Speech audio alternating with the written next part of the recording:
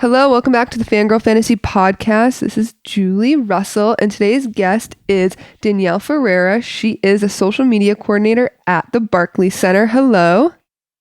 Hi, thank you for having me on. Thank you so much for coming on. You said you're a fan of the podcast?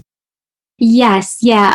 My friend Heather Devine was on it, and I thought it was so awesome. And that's why I reached out to you, and I'd love to share a little bit about what I do and being a fangirl and becoming a professional in the industry. And I love all the other speakers you've had on it, and I'm excited to talk about it.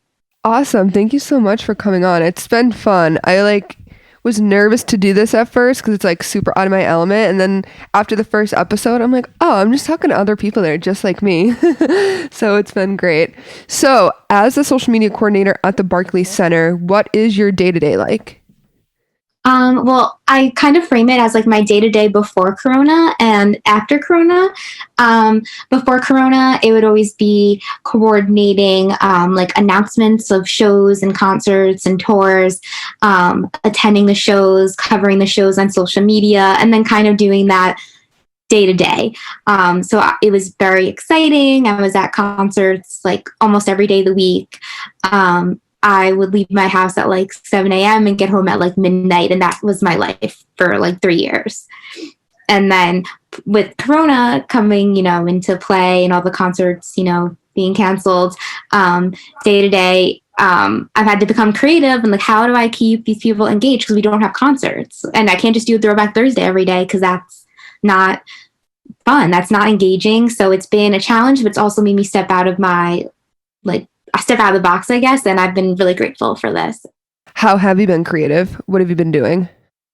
Just trying to come up with like different strategies online and questions like for like our followers and fans. And in the beginning there was like, who do you want to quarantine with? So I did like artists who performed at Barclays Center and little things like that. One of my favorites that I did like during lockdown was a series of actors that were like courtside, and I forgot what I made the caption. It was something like looking for a new show to binge, like here's some inspo from our friends. And it was like actors from Grey's Anatomy courtside and people from like This Is Us, and just like a way to like make like our guests and experience relevant with what was going on. Like people were at home binging TV shows. So how could I put that with everything that's going on in the world and not just, like I said, concert throwbacks? 110%. Yeah, that makes a lot of sense. And just making it kind of like relatable in a way. Like obviously we're not sitting courtside, but these actors that were courtside are also sitting on their couch now watching and binging TV shows as well. So yeah, has that been the most challenging you think so far, is kind of transitioning into like the content you were creating, kind of getting into that whole new mind space? Yeah, definitely. Because every week there were so many things that would fill up our social calendar.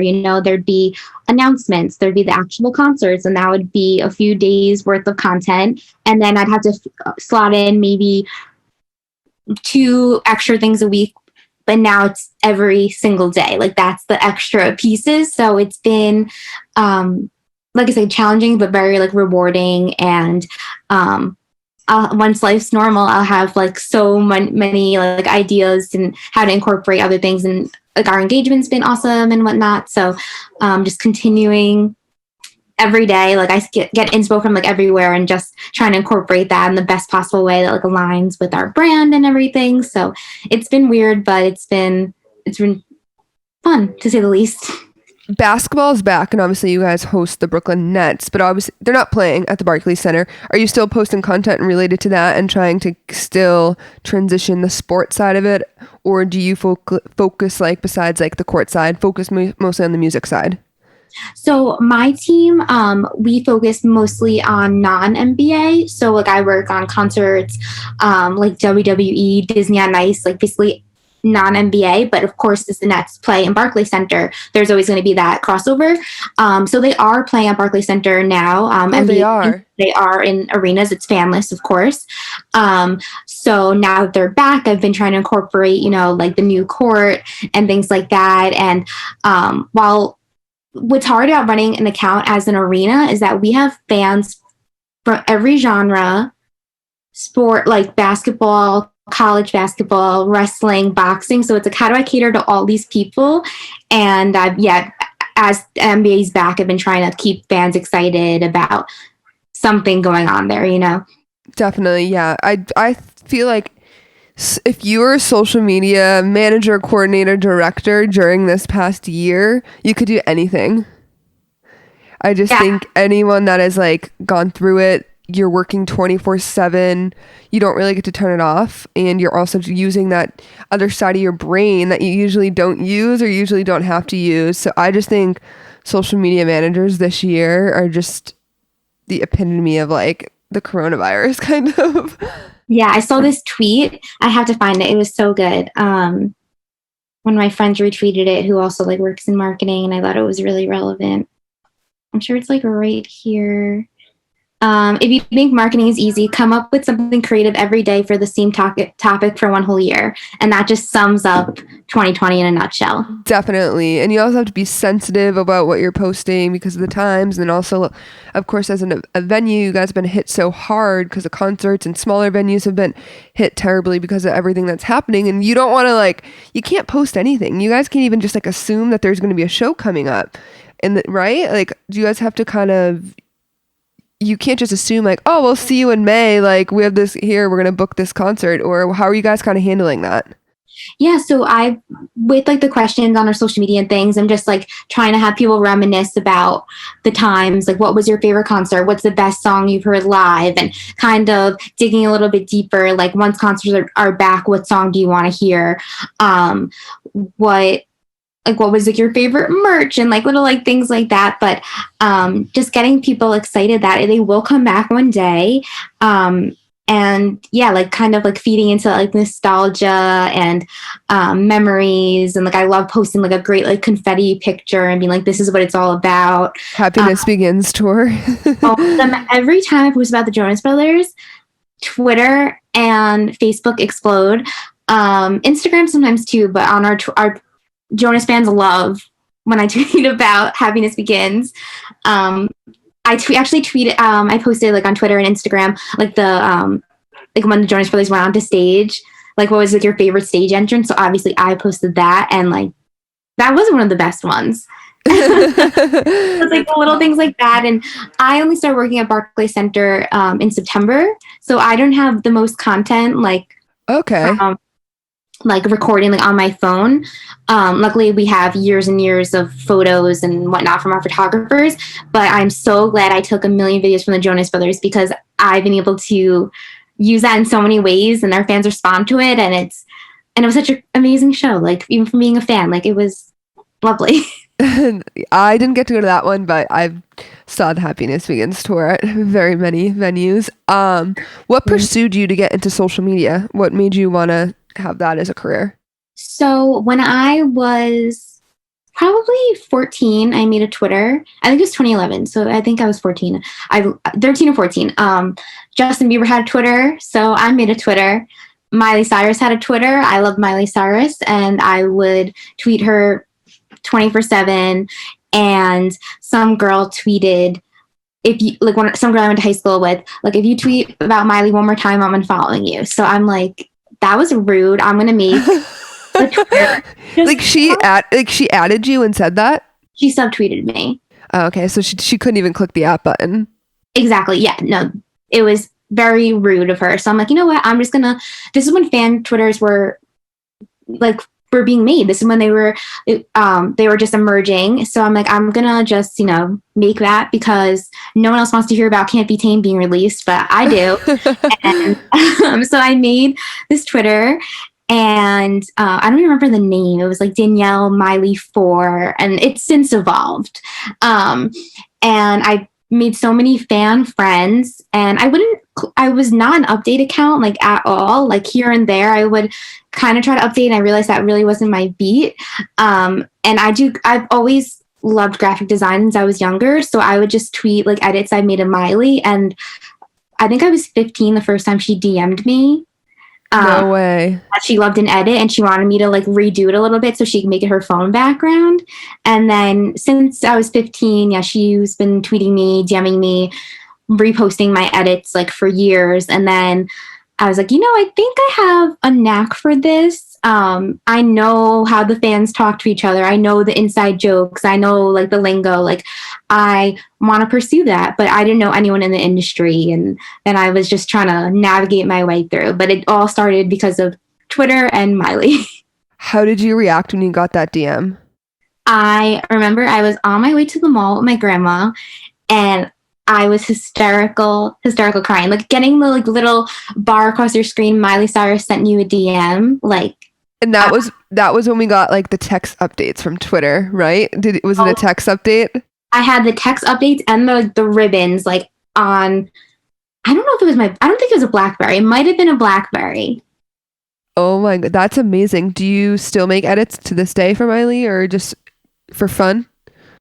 For fun, yeah. And like kind of like I haven't made anything for Miley in like a while. She's reposted my things maybe like 2-3 years ago, and every time I meet her, she's like, "You're that edit girl," and it's like cool, like to see her like while I'm working, and it's like, "Oh my god, you work in the industry now," and it's been like awesome to grow up with like I know Olivia, of course, and it's been amazing to like know her on Twitter since 2011, 2012, and her work in the industry, and I'm in the industry, and then we're together at concerts. It's been like a full circle thing. Yeah, that's amazing. It's crazy how many stories start out that way with like starting a fan account and then you're getting recognized by your favorite artist because you did a great edit. And I do think Twitter and social media in general wasn't as saturated back then. So, and it really was the fans. It wasn't, business related. It wasn't kind of like now you use it as like a network. It's a networking and, Twitter is your resume. I wholeheartedly believe. But back then it wasn't. So like you were using it as a resume before it was even a thing. Yeah, exactly. I never like back when we started Twitter, like that wasn't someone's job. Like it was again, like social media managers, that wasn't a thing till a few years ago. So like you were just tweeting from your passion, and I wanted to find other people who liked Miley and graphic design and things like that. And then through literally people bullying me about having the Twitter, I eventually when I started working for Live Nation, that became an asset. Like you have a fan Twitter that like people would say to me like, you know how to talk to the fans, that's what we want. And I was always like ashamed for like having like fan Twitters and tweeting about One Direction and camping out for One Direction and tweeting about Nick Jonas. And then once I realized like that it was useful and the companies and brands want that, I'm like, okay, like I need to stick to this and stay true to who I am, even though I was always like beyond embarrassed. I think that's how a lot of like looking back on it for me, like I feel the same way. Like I was always known as like the Jonas Brothers girl. Like, okay, Julie, like we get it. Nick Jonas's birthday is tomorrow. Like, or like you're going to another concert. And it was like, it wasn't the cool thing to be. It wasn't like, but now you look and every person that I like will know, they're like, oh, how do you know that person? Or how do you know that person at Live Nation? Or how do you know XYZ here? Or how do you know someone on that team? And it's like, because they were standing next to me camping out or in line for concerts because they all have the same passion that I did. I mean, at the radio station I used to work at, there was literally like 8 of us that worked together and we were all fangirls. We all just loved concerts and, we knew every single artist that was coming through, big, little, didn't matter the genre. And I do think just looking now at the age we are, we're all kind of getting, we did our internships, we slowly got our entry level, and now we're building into our careers, like our fan generation of the Jonas Brothers, One Direction, Miley. And if I feel like you go to any company, it's gonna be like, oh, you were a One Direction fan, or I know you from the Jonas Brothers, which I think is incredible. And I can't wait to see like the new generation as well coming up. Yeah, no, I'm so excited. And I want to share a crazy like story that I think is just like so like meant to be. So I had a few interviews for Live Nation. I was to be the assistant at Jones Beach Theater to the it's my favorite. It's one of my favorite venues. Yeah, it's amazing. To the general manager and the director of operations. I had no idea what I was getting myself into, but it was my favorite job I've ever had. But I had a few interviews for that and I had no music experience. And I remember they asked me, like, what are you listening to? Like, who's your favorite artist? And I'm like, Miley Cyrus. Like, I love her. And I think like Drake had just dropped like a random album. And then they're like, oh, you like Miley? I'm like, yeah. And I'm like, but she hasn't done anything in a while. Like, this is before Malibu. This is when Miley was doing absolutely like nothing. So we thought. And then maybe like 2 weeks later, they announced her at like KTU KTU Euphoria. And then that day I got the call that I got the job. Oh, no way. I'm back and I got my job at Live Nation on the same day. And then the first show of the season, Miley was performing at. I was going to say, was it BLI? Did she do? I think she did KTU first, then BLI. She did both. So she had never performed there ever in her life. And then my first summer working as an assistant there, she was to be there twice. So I was like, that's like everything lining up. Like, it was meant to be. Literally meant to be. I swear to God. That's amazing. That's a great story. Have you like had the opportunity to talk to her about any of this? Like the reason why you pursued XYZ is because you were such a fan of her? Or when you see her, it's just like a hi and kind of in passing situation? Every time I've met her, I've had amazing experiences. Like I've had meet and greets, hotels, the whole thing. But then when I saw her at Jones Beach the first time, like she was leaving to go to Manchester to do like the Ariana Grande event there. So she was kind of like in a rush. But of course I said hi to her backstage. And then Olivia had like an extra meet and greet. So she's like, you're here, like just go. And there was 2 fans that hadn't met her before. So I'm like, you guys talk to her. Like I've met her so many times.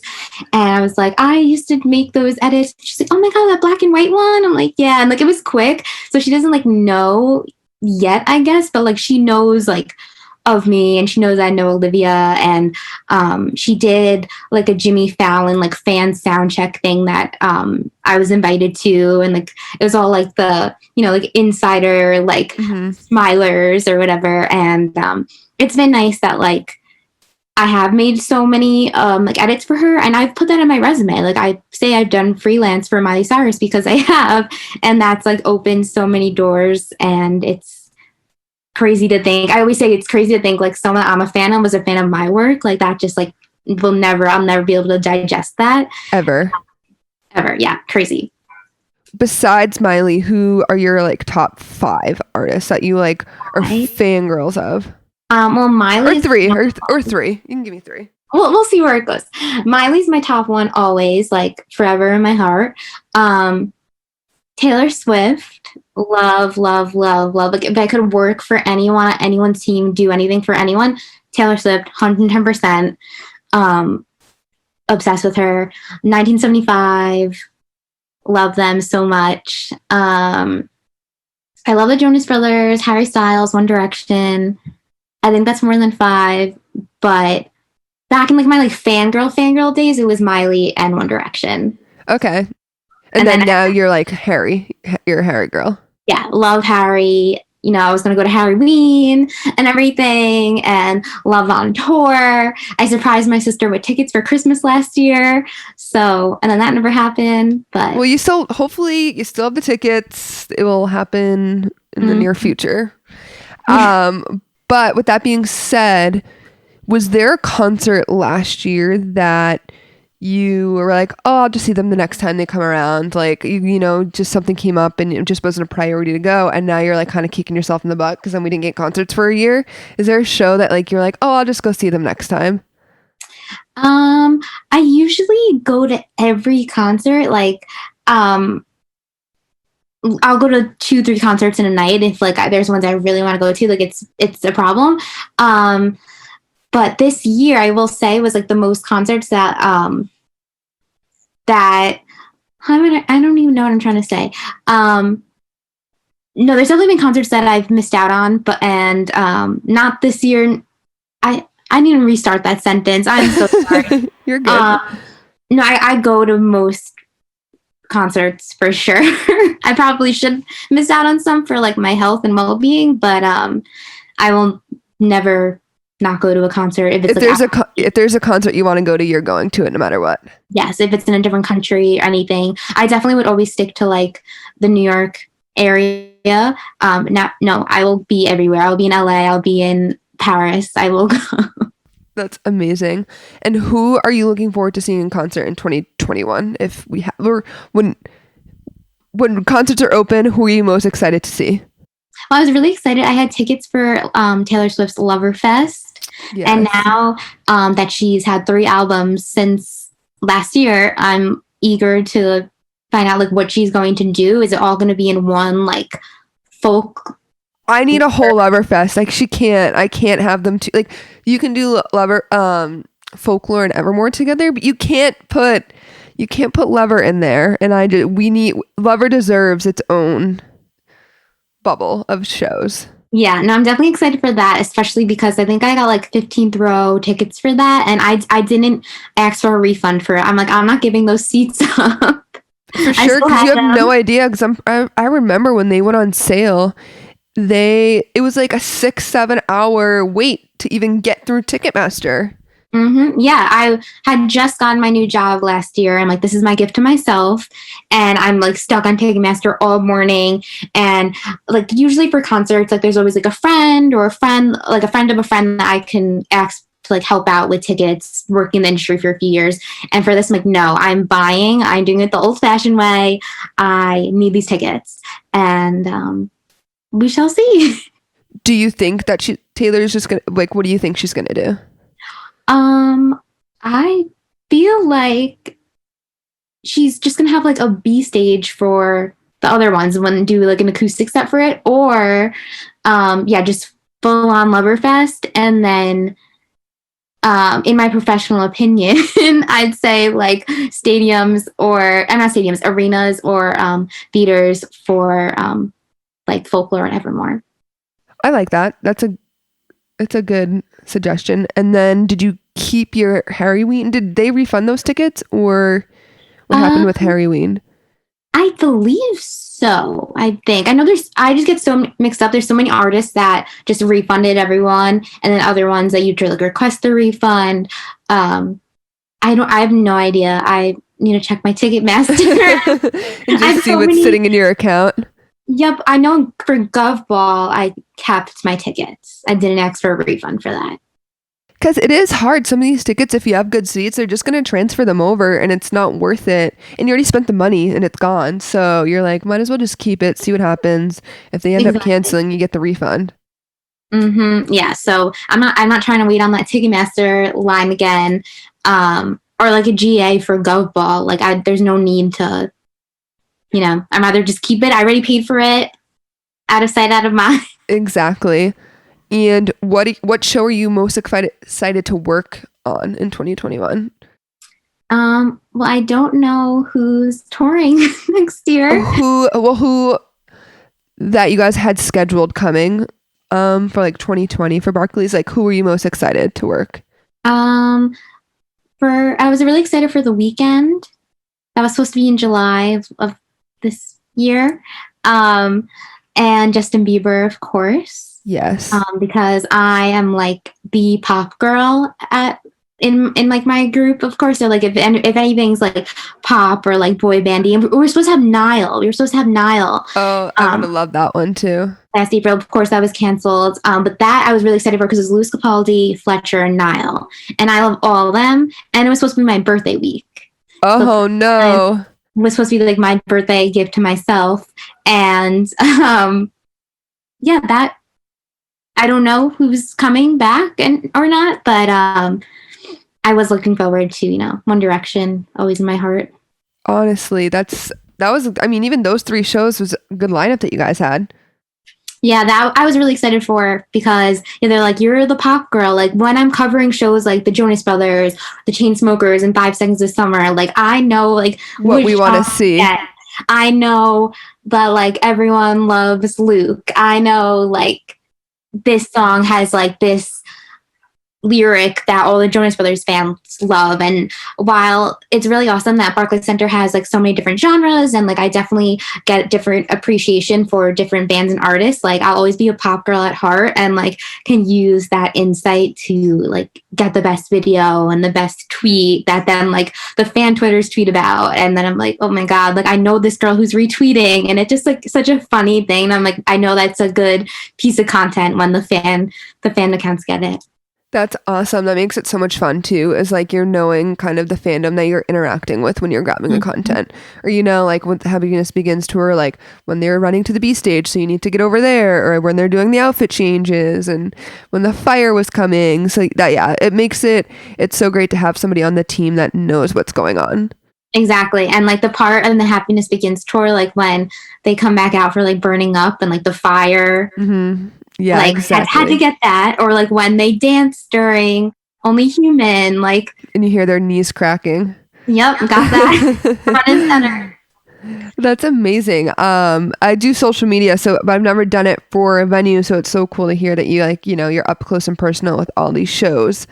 Yeah, I Um, definitely like growing up. I was like, oh, I need to work for a label. I need to work for management, and then I kind of got swooped into Live Nation, and I love being on the venue side. There are so many chances that like you get to like still meet the artist and be in the photo pit, like up close and personal. And it's definitely a different avenue that not, I feel like on TikTok, there's all these girls. They're like, I want to work in the music industry and work for this label and do this. And like, I want other people to realize there's other facets of the industry that they can, you get just as good of an experience. And yeah. no, I definitely agree. I think when you hear about like the music industry, you're like, yeah, I'm gonna work for a record label, and then I've interned at a record label, no shade or anything like that, but I'm like, oh, I don't want to fucking sit at this desk for 10 hours a day and answer phone calls, and you get none of the action. But that's a great thing about internships is if you get to partake and get that experience, you kind of learn what you actually want to do and figuring out, okay, maybe this isn't this. And then, get another internship the next semester at a venue. I think that's a huge thing is making sure you're not doing that. Unless you know that's 110% what you want to do, you already have the experience. I think it's important to like branch off, and get live events, get the label, get touring or whatever it is that you want to do, Exactly. in that experience.